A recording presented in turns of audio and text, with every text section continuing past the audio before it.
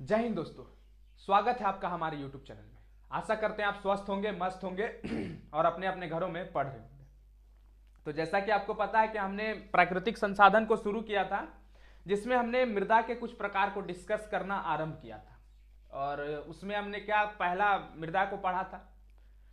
और आज के वीडियो में जितना भी मृदा बचा हुआ है, जो 5 मृदा बचा हुआ था, उस मृदा को आज हम कंप्लीट करेंगे और अपने मृदा को यहीं पर खत्म करके फिर आगे की ओर बढ़ेंगे। तो चलिए बिना किसी देरी के साथ आज के क्लास को हम शुरू करते हैं। और सबसे पहले हम लेते हैं कौन सा मृदा, तो दूसरा प्रकार है काली मृदा। सबसे बड़ा क्या कहलाता है? काली मृदा कहलाती है। काली मृदा का रंग काला है। क्या है? काली मृदा का रंग काला है। ठीक है। क्यों काला है? क्योंकि उसमें सबसे ज्यादा उपस्थित है अल्युमिनियम और लौह का अयस्क। अब अयस्क क्या होता है भाई? अयस्क होता क्या है? अयस्क का मतलब होता है ओर। अब ओर क्या होता है? अयस्क को इंग्लिश में ओर कहते हैं। मतलब जो गंदगी का पार्टिकल्स रहता है उसी को हम अयस्क कहते हैं। और उसमें अल्युमिनियम का और लौह का गंदगी का कुछ पार्टिकल पाया जाता है। किसमें? तो काली मृदा में। इसलिए उसका रंग क्या है? काला है। समझ में आया? इसलिए उसका रंग क्या है? काला है। तो काली मृदा का रंग काला है क्योंकि उसकी उपस्थिति क्या चीज की उपस्थिति है? उसमें अल्युमिनियम और लौह अयस्क उसमें मौजूद है। अब देखिए, काली मृदा में कपास की खेती सर्वाधिक होती है। किसकी खेती? कपास की खेती सर्वाधिक उसमें होती है, इसलिए इसे काली कपास मृदा भी कहा जाता है। तो एग्जाम में सवाल ऐसे बनेगा कि काली कपास मृदा किसे कहा जाता है? तो काली मृदा को ही काली कपास मृदा कहा जाता है। इसका फैलाव 6.4 हेक्टेयर भूमि में है। कितने भूमि में? 6.4 हेक्टेयर भूमि में इसका फैलाव है। और ये कौन कौन से राज्य से होकर गुजरती है? तो महाराष्ट्र, गुजरात, कर्नाटक के राज्यों से होकर ये गुजरती है। फिर से एक बार, महाराष्ट्र, गुजरात और कर्नाटक से होकर गुजरती है। इसका स्थानीय नाम काली मृदा का स्थानीय नाम है रेगूर। क्या नाम है? रेगूर है। स्थानीय नाम का मतलब क्या हुआ? स्थानीय नाम का मतलब किसी को घर में कुछ बोलते हैं, किसी को घर में कुछ बोलते हैं। जैसे घर में हर एक व्यक्ति का कुछ ना कुछ नाम होता है, तो ठीक उसी प्रकार काली मृदा का स्थानीय नाम क्या है? रेगूर है। ठीक है। इसकी विशेषता यह है कि नमी धारण करने की क्षमता इसकी बहुत ही अधिक है। नमी धारण करने का मतलब क्या हुआ? उसकी जो मिट्टी है, वो जो मृदा है, वो बहुत ही जल्दी गीला हो जाता है, नमी धारण कर लेता है। तो नमी धारण करने की क्षमता इसकी सबसे अधिक है। किसकी? तो काली मृदा की। इसमें सबसे प्रचुर मात्रा में कैल्शियम कार्बोनेट पाई जाती है। क्या पाई जाती है? कैल्शियम कार्बोनेट इसमें सबसे ज्यादा प्रचुर मात्रा में, और मैग्नीशियम पाया जाता है। अब देखिए, यह मृदा जो है ज्यादा गर्म पड़ने पर मिट्टी इसका फटने लगता है। मान लीजिए ये काली मृदा है, इसमें यहां पर सूर्य है ये, और ये सूर्य इसके ऊपर रोशनी दे रहा है, तो इसकी ये क्या होगा? फटने लगेगा, दरार पड़ने लगेगा इसमें। और जब इसमें दरार पड़ेगा तो हवा इस दरार के बीच में से घुसेगा। हवा जो है, हवा क्या होगा? इस दरार में से घुसेगा। और जब हवा इसमें घुसेगा तो इस मिट्टी में हवा बहुत ही आसानी से मिल जाएगा। मिलेगा कि नहीं मिलेगा? और जब मिट्टी में हवा मिल जाएगा तो इस काफी उपजाऊ हो जाएगा। तो मिट्टी में आसानी से इसमें हवा मिल जाता है और ये भूमि क्या हो जाती है? काफी उपजाऊ हो जाती है। और पहली बात यहां पर मैंने पहले ही करवा दिया है कि नमी धारण करने की क्षमता इसकी सबसे अधिक है। अब नमी धारण करने की क्षमता इसकी सबसे ज्यादा अधिक है, तो इसका मतलब क्या हुआ कि ये बारिश अगर थोड़ा सा भी पड़ेगा बारिश इसमें, तो ये काफी चिपचिपा हो जाएगा, इसका मिट्टी काफी गीली हो जाएगी। तो इसलिए यहां पर पहली ही बारिश जैसे पड़ती है, बारिश की प्रथम बौछार ही जैसे पड़ती है, तो यहां पर जुताई कर दी जाती है। क्या कर दी जाती है? यहां पर पहले ही जुताई कर दी जाती है। यहां पर कपास की, गन्ना की, प्याज की, गेहूं की, फल की, मतलब बहुत सारा फल का उपजाऊ किया जाता है। तो फिर से एक बार काली मृदा को हम दोहरा दें। काली मृदा का रंग काला क्यों? काली मृदा का रंग काला क्यों? क्योंकि इसमें एल्युमिनियम और लौह का अयस्क सबसे ज्यादा पाया जाता है। दूसरा, इसको कपास की खेती इसमें ज्यादा होती है, इसलिए इसे काली कपास मृदा भी कहा जाता है।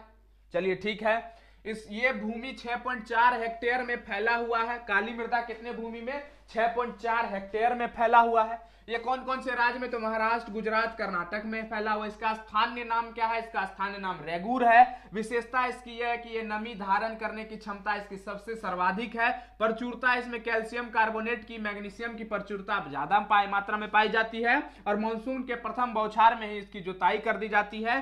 कपास, गन्ना, प्याज, गेहूं, फल यहां पर उगाया जाता है। कहां पर? तो काली मृदा में उगाया जाता है। तो कोई दिक्कत, कोई परेशानी, कोई दुविधा यहां पर नहीं होना चाहिए। अब चलिए लाल एवं पीली मृदा को पढ़ते हैं। क्या? लाल एवं पीली मृदा। लाल और पीली मृदा, रेड एंड येलो सॉइल। अब सबसे बड़ी बात, इसका कलर रेड क्यों है, इसका कलर येलो क्यों है? तो पहले इस चीज को समझने से पहले यहां पर वर्षा का कुछ बात करते हैं। अब देखिए, ये सर्वाधिक जो है कहां पर पाया जाता है? तो दक्कन के क्षेत्र में पाया जाता है। लाल और पीला मृदा जो है कहां पर सर्वाधिक पाया जाता है? तो दक्कन के क्षेत्र में पाया जाता है। अब दक्कन के क्षेत्र में पाने के कारण यहां पर जो पठारी इलाका है, तो पठारी इलाका में बारिश जो होगा वो कभी कम होता है, कभी ज्यादा होता है। तो बारिश कम होने के कारण यहां पर जो है 100 सेंटीमीटर से कम वर्षा होती है। क्या होती है? वर्षा का जो सेंटीमीटर है, वर्षा को हमेशा किस में नापा जाता है? तो सेंटीमीटर में नापा जाता है। उसको बूंद का घनत्व को नापा जाता है, तो उसका जो बूंद का जो सेंटीमीटर रहता है, मतलब हाइट जो रहता है वो कितना रहता है? 100 सेंटीमीटर से कम रहता है। तो यहां पर 100 सेंटीमीटर से कम वर्षा होती है। और 100 सेंटीमीटर से कम वर्षा तो होती है, लेकिन बारिश ज्यादा होती है। क्या होती है? बारिश ज्यादा होती है। क्यों? क्योंकि पठारी इलाका है, बादल जाके टकराता है पठार में। अब बादल जब किसी पठार में टकराएगा तो वहीं पर बारिश पड़वा देगा। तो बारिश तो ज्यादा हो रही है, लेकिन किससे? 100 सेंटीमीटर से कम बारिश पड़ रही है। ठीक है। इसका रंग अब लाल क्यों है? क्योंकि लोहा का अंश यहां पर ज्यादा है। क्या है? लोहा का अंश यहां पर ज्यादा पाया जाता है, इसलिए इसका रंग क्या है? लाल है। चलिए ठीक है। अब भाई लाल तो है, लेकिन पीला इसका रंग क्या है? बारिश ज्यादा पड़ रहा है। अब बारिश पड़ेगा तो पानी एक जगह जमा होगा, और पानी जहां जमा होता होगा आप देखते होंगे अक्सर वहां पर पीला पड़ जाता है मिट्टी, और अक्सर क्या हो जाता है? पीला पड़ जाता है। इसलिए जल योजन के कारण वहां पर क्या हो जाता है? मिट्टी पीला है। अब लाल और पीला मृदा किससे बना है? तो ग्रेनाइट और नीस से बना है। ग्रेनाइट और नीस से। तो ग्रेनाइट और नीस से क्या बना है? लाल और पीली मृदा बना हुआ है। 7.2 हेक्टेयर भूमि में यह मृदा फैला हुआ है। कहां कहां फैला हुआ है? तमिलनाडु, कर्नाटका, गोवा, ये सब क्षेत्र में ये फैला हुआ है। ठीक। इसमें जैव पदार्थ कम पाया जाता है, इसलिए उपजाऊ कम रहता है। अब देखिए, जैव पदार्थ क्या? जैसे कोई कीड़ा मकोड़ा, बैक्टीरिया वगैरह। अब जहां ज्यादा पानी पड़ेगा वहां बैक्टीरिया रहेगा नहीं। क्यों नहीं रहेगा? क्योंकि वहां पानी पड़ेगा तो उसको धो के लेके चला जाएगा दूसरे जगह। अब पानी पड़ रहा है, बैक्टीरिया खत्म हो रहा है। अब जैव पदार्थ वहां पर है नहीं, जो किसान का दोस्त रहता है। अब जैव पदार्थ है ही नहीं तो उपजाऊ कहां से होगा? जैव पदार्थ क्या करता है? कीड़ा मकोड़ा क्या करता है कि मान लीजिए कीड़ा इस जमीन पर है, फिर खोद के वो नीचे चला जाएगा, तो यहां पर वो सुरंग बना के जाएगा, तो हवा इसके माध्यम से नीचे जाएगा, पानी इसके माध्यम से नीचे जाएगा, तो धरती को उर्वर बनाएगा। धरती को उर्वर बनाएगा। और उसी प्रकार जब धरती को उर्वर बना ही नहीं पा रहा है, क्यों? क्योंकि यहाँ पर जैव पदार्थ है ही नहीं, तो उपजाऊ हो पाएगा क्या वहां पर? तो उपजाऊ जब हो ही नहीं पाएगा तो उपजाऊ क्या होगा? कम होगा। तो यहाँ पर फसल जो है नाम मात्र में चावल की होती है, ज्वार की होती है, बाजरा की होती है, मूंगफली की होती है। तो यहाँ पर याद रखिएगा। तो फिर से एक बार लाल और पीली मृदा को दोहरा दें तो 100 सेंटीमीटर से कम वर्षा, रंग इसका लाल लौह अंश के कारण, जल योजन के कारण इसका रंग पीला, ग्रेनाइट और नीस से बना है, 7.2 हेक्टेयर भूमि में फैला हुआ है, प्रसार तमिलनाडु, कर्नाटका, गोवा में है। जैव पदार्थ यहाँ पर कम पाया जाता है, इसलिए उपजाऊ भी यहाँ पर कम होता है। फसल चावल, ज्वार, बाजरा, मूंगफली पाई जाती है। चलिए ठीक है। अब आगे बढ़ते हैं, लेटराइट मृदा को समझने का प्रयास करते हैं, और इसे जल्दी से आप लोग कॉपी में भी नोट डाउन करते रहिएगा। और लेटराइट मृदा को देखिए।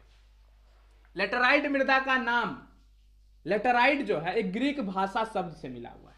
कौन से भाषा शब्द से? ग्रीक के भाषा से। वो कौन सा ग्रीक शब्द है? लेटर। अब लेटर मतलब बाद में वाला शब्द नहीं है कि बाद में करेंगे, नहीं। इस लेटर का अर्थ है, शाब्दिक अर्थ है ईट। ईट से बना। इस लेटर का अर्थ क्या है? ईट से बना हुआ। मतलब ये जो मृदा है वो किससे बना हुआ है? ईट से बना हुआ है। ईट का कण यहां पर पाया जाता है। मतलब वो नहीं कि बड़का बड़का ईटा यहां मृदा में पाया जाता है, नहीं। ईट का कण पाया जाता है जो मिहिन मिहिन रहता है, उसी प्रकार से। जैसे मान लीजिए आपके घर में जो घर से मतलब जो ईट से घर बनता है उसको चूर दीजिए पूरा, किसी भी चीज से हथौड़ा लेके उसको पूरा चूर दीजिए, और देखिए मिट्टी का शक ले लेगा, वो एकदम मिहिन मिहिन उसको कर दीजिए, तो वो मृदा क्या रहेगा, वो लेटराइट मृदा हो जाएगा। तो वही ईंट से बना हुआ वो मृदा कौन सा है, लेटराइट मृदा है। और कौन से ग्रीक शब्द, लेटर से बना हुआ है। यहां पर सबसे ज्यादा तापमान पाया जाता है। अब सबसे ज्यादा तापमान पाया जाता है तो इस मृदा का रंग लाल ही होगा, ये तो 100% श्योर है, क्योंकि ईंट से बना हुआ है तो इसका मृदा का रंग क्या होगा, लाल होगा। और यहां पर अत्यधिक वर्षा होती है। क्या होती है, वर्षा अत्यधिक होती है। और यहां पर 1.3 करोड़ हेक्टेयर भूमि में यह क्षेत्र फैला हुआ है। मतलब ये जो क्षेत्र है, ये जो मृदा है, कितने हेक्टेयर में, तो 1.3 करोड़ हेक्टेयर में फैला हुआ है। अत्यधिक तापमान के कारण जैविक पदार्थ को अपघटित करने वाला बैक्टीरिया यहां पर नष्ट हो जाता है। अब देखिए यहां पर इतना ज्यादा तापमान है कि यहां पर भी बैक्टीरिया निवास नहीं कर पाता है, क्योंकि जितना ज्यादा तापमान रहेगा तो बैक्टीरिया वहां पर रह कहां पाएगा, बैक्टीरिया तो जल के नष्ट हो जाएगा, वहां पर बैक्टीरिया अपघटित हो जाएगा, बैक्टीरिया खत्म हो जाएगा। और यहां पर तापमान अधिक है, वर्षा अधिक है। अब बारिश पड़ेगा तो यहां पर क्या होगा, मान लीजिए कि देखिएगा, अब देखिए ये क्या है, ये लेटराइट मृदा है। मृदा इसके ऊपर इस प्रकार से रखा हुआ है, ठीक है, मृदा मान लीजिए रखा हुआ है। अब बारिश पड़ा, बारिश तो इसको लेके जाएगा मृदा को, क्योंकि अपक्षय होगा। अपक्षय को क्या कहते हैं, सभी चीज को बकोट के लेके चला जाना, उसको क्या कहते हैं, अपक्षय कहते हैं। तो अपक्षय क्या करेगा, इसको लेके चला जाएगा। जब अपक्षय इसको लेके चला जाएगा तो लेटराइट तो इसका खत्म होते जाएगा। अब धीरे धीरे सरफेस बचेगा, तो इसके पास जो छोटका सरफेस बचेगा वो सबसे ज्यादा तगड़ा कठोर बचेगा। अब देख लीजिए क्या हुआ, जो सॉफ्ट वाला था तो उसको पानी बहा के लेके चल गया, जो हार्ड था उसी को नहीं बहा लेके जा पाया, जो जिसको बहा के लेके नहीं जा पाया वो कठोर बच गया। इसलिए लेटराइट मृदा कैसी होती है, लेटराइट मृदा कठोर होती है। समझ में आया। अब चलिए, इसका रंग जो होता है एल्युमिनियम और फेरस ऑक्साइड के कारण क्या होता है, लाल होता है। एल्युमिनियम और फेरस ऑक्साइड के कारण क्या होता है, लाल होता है, ठीक है। और इसका विस्तार कहां कहां पर है, कर्नाटका, केरला, तमिलनाडु, मध्य प्रदेश। कर्नाटका, केरला, तमिलनाडु और मध्य प्रदेश में। यहां पर किस किस चीज की फसल पाई जाती है, तो चाय की और कहवा और काजू की। कहवा किसकी प्रजाति है, तो कहवा याद रखिएगा कॉफी की एक प्रजाति है कहवा, और वही कॉफी यहां पर पाई जाती है कहां पर, तो लेटराइट मृदा में। तो काजू भी पाई जाती है, चाय भी पाई जाती है, कहवा भी पाई जाती है।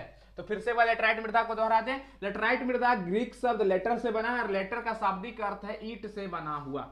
उच्च तापमान और अत्यधिक वर्षा के कारण यहाँ उच्च तापमान और अत्यधिक वर्षा यहाँ पर पाई जाती है, और 1.3 करोड़ हेक्टेयर भूमि में यह क्षेत्र फैला हुआ है। अत्यधिक तापमान के कारण जैविक पदार्थ को अपघटित करने वाला बैक्टीरिया यहाँ पे नष्ट हो जाता है, क्योंकि यहाँ पर सबसे ज्यादा तापमान है, इसलिए जैविक पदार्थ एक भी यहाँ पर टिक नहीं पाता है। दूसरा, अपक्षय के कारण लेटराइट कठोर हो जाता है, क्योंकि सॉफ्ट वाला लेटराइट मृदा को वो लेके भगा देता है, और जो कठोर रह जाता है उसको निकाल नहीं पाता, और लेटराइट कैसा हो जाता है, कठोर हो जाता है।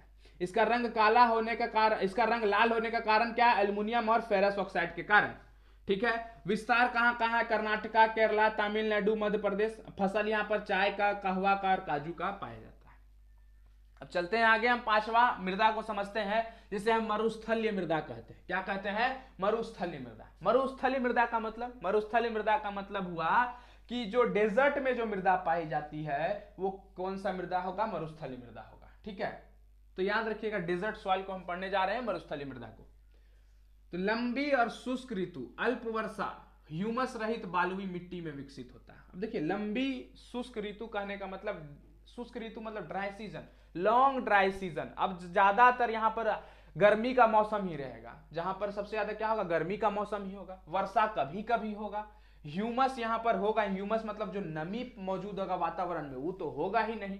अब उस सब जगह पर नहीं होगा तो वहां पर कैसा मिट्टी पाई जाएगी, तो वहां पर बालुई मिट्टी पाई जाएगी, और उसी को मरुस्थलीय मृदा बोलेंगे हम। रासायनिक अपक्षय अत्यंत सीमित होता है। यहाँ पर क्या होता है, रासायनिक अपक्षय, यहाँ पर रासायनिक अपक्षय अत्यंत सीमित, मतलब जो बारिश के कारण जो अपक्षय होता है वो एकदम सीमित होता है, क्योंकि बारिश से कम पड़ता है यहाँ पर। रंग इसका हल्का भूरा या लाल रहता है, लाल या हल्का भूरा। और इसका विस्तार पश्चिम राजस्थान, सौराष्ट्र, कच्छ, पश्चिमी हरियाणा, ये सब जगह पर विस्तार ज्यादा होता है। फसल क्या है, कपास का, चावल का सॉरी, गेहूं का। फिर से एक बार दोहरा दें मरुस्थलीय मृदा को, लंबी शुष्क ऋतु, अल्प वर्षा, ह्यूमायस रहित बालुई मिट्टी में विकसित होता है। रासायनिक अपक्षय अत्यंत सीमित, रंग लाल एवं हल्का भूरा, विस्तार पश्चिम राजस्थान, सौराष्ट्र, कच्छ, पश्चिमी हरियाणा। फसल क्या क्या, कपास, चावल, गेहूं। पर्वतीय मृदा को समझते हैं। अब चलिए लास्ट मृदा जो कि पर्वतीय मृदा है उसे समझने का हम प्रयास करते हैं। पर्वतीय मृदा जो है पर्वतीय और पहाड़ी क्षेत्र में जहां पर्याप्त वर्षा वन पाए जाते हैं वहां पर पर्वतीय मृदा होती है। मतलब सबसे ज्यादा बारिश कहां पर पड़ती है, तो पर्वत वाला क्षेत्र में सबसे ज्यादा बारिश पड़ती है। पर्वत वाला क्षेत्र या पहाड़ी क्षेत्र पर सबसे ज्यादा बारिश पड़ती है, और वहां पर बारिश पड़ना मतलब वहां पर कौन सा मृदा, पर्वतीय मृदा। उच्च भागों में मोटे कणों वाली मृदा यहां पर पाई जाती है, ज्यादातर ऊंचा हाइट पर या तो मोटा मोटा कण वाला मृदा यहां पर पाया जाता है। हिमच्छादित क्षेत्रों में मृदा का अपर्दन, अम्लीय और हुमायूस रहित क्षेत्रों में पर्वतीय मृदा का विस्तार होता है। मतलब क्या हुआ इसका, मतलब जहां पर बर्फ पड़ता है वहां पर यह मृदा का अपर्दन होता है। मान लीजिए बर्फ है, बर्फ इसको लेके गया, इस मृदा को लेके चला गया, फिर नीचे लाके पहुंचा दिया, तो यहां पर अम्ल का और ह्यूमायूस रहित क्षेत्र के कारण यहां पर कौन सा मृदा का निर्माण होता है, पर्वतीय मृदा का निर्माण होता है।